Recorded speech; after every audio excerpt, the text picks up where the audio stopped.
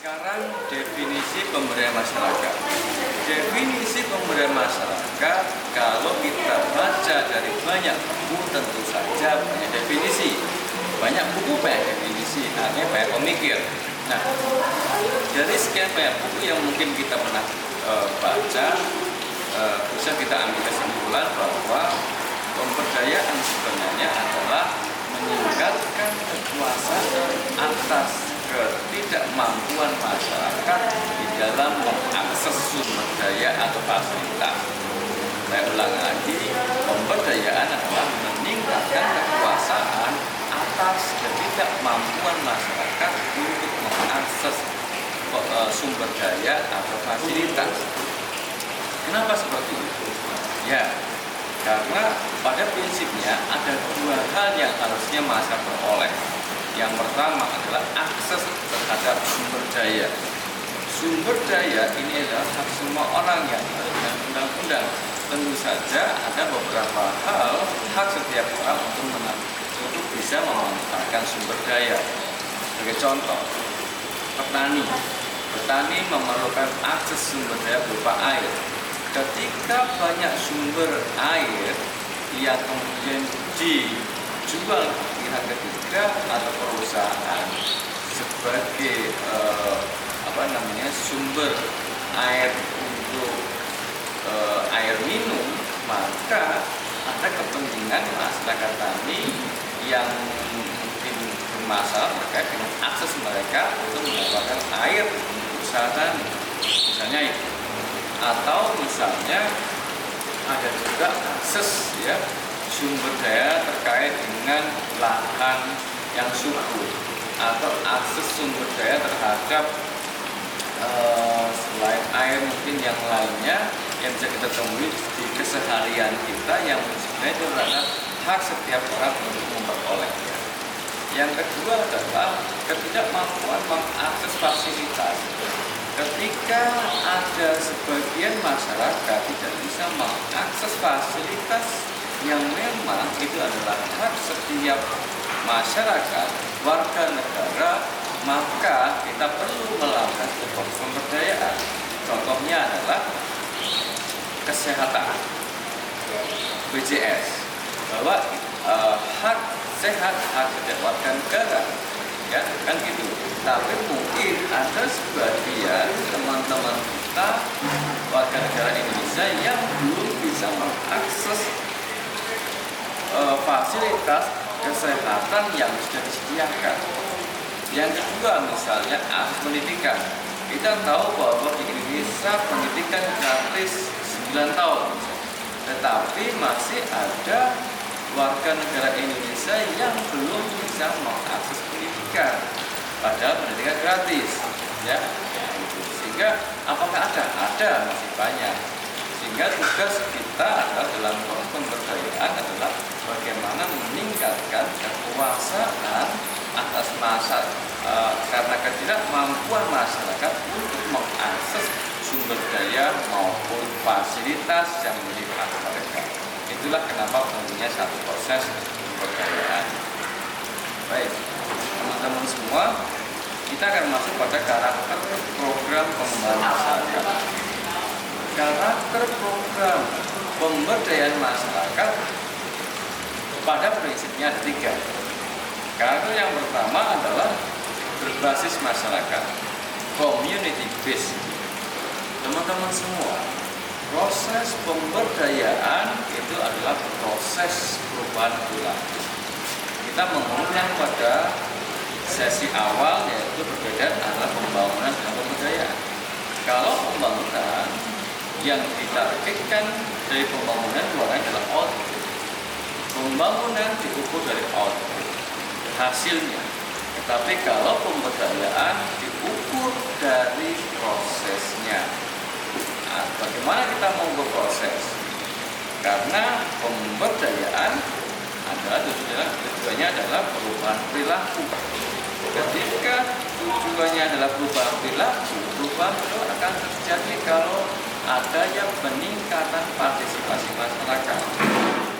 Partisipasi masyarakat akan meningkat kalau terjadi proses yang baik di dalam pemberdayaan pemberdayaan itu, sehingga di dalam rangka untuk mencapai perubahan perilaku dalam proses pemberdayaan kita perlu melakukan satu kegiatan penguatan kelembagaan. Karena tidak mungkin kita melakukan pemberdayaan person by person. Tentu pemberdayaan diawali dari kelembagaan. Kita harus melembaga. Kita pemberdayaan mendampingi pada sebuah kelompok-kelompok masyarakat. Karena kita pendampingan pada sebuah kelompok-kelompok masyarakat, maka diperlukan yang pertama adalah penguatan kelembagaan. Community based. Apapun programnya harus diawali dari penguatan kelembagaan. Kalau kita belum sampai pada penguatan kelembagaan, saya rasa proses pemberdayaan akan bermasalah. Yang pertama. Yang kedua adalah bahwa pemberdayaan harus memanfaatkan sumber daya lokal atau bisa kita sebut sebagai local resource base. Kenapa demikian? Karena pemberdayaan adalah memandirikan masyarakat.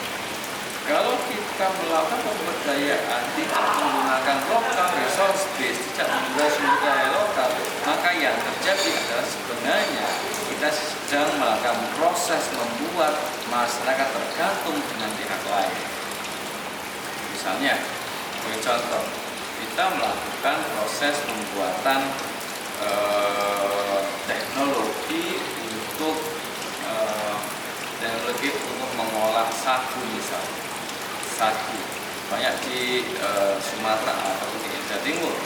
Nah, ketika kita menggunakan teknologi untuk mengolah sagu itu, teknologinya, alat-alatnya itu berasal dari teknologi maju yang hanya supaya diperoleh di kota-kota besar, maka sebenarnya kita sedang menciptakan ketergantungan teman-teman di pedesaan sana terhadap kota besar untuk mengakses teknologi itu, sehingga diperlukan satu teknologi yang sebenarnya berbasis sumber daya lokal, sehingga ketika ada problem di sana maka masyarakat dengan mudah menyelesaikan masalah mereka terkait dengan teknologi tersebut.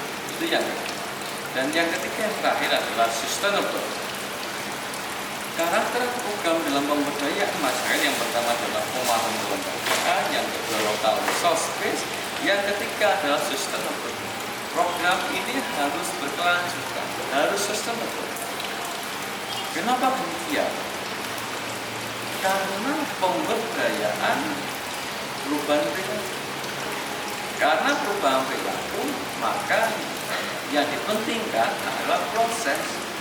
Karena proses itu sesuatu yang panjang, kita belum tahu ending kapan proses itu akan berakhir, maka program itu harus sustainable, berkelanjutan, meningkat dan terus meningkat. Itu namanya sustainable, berkelanjutan.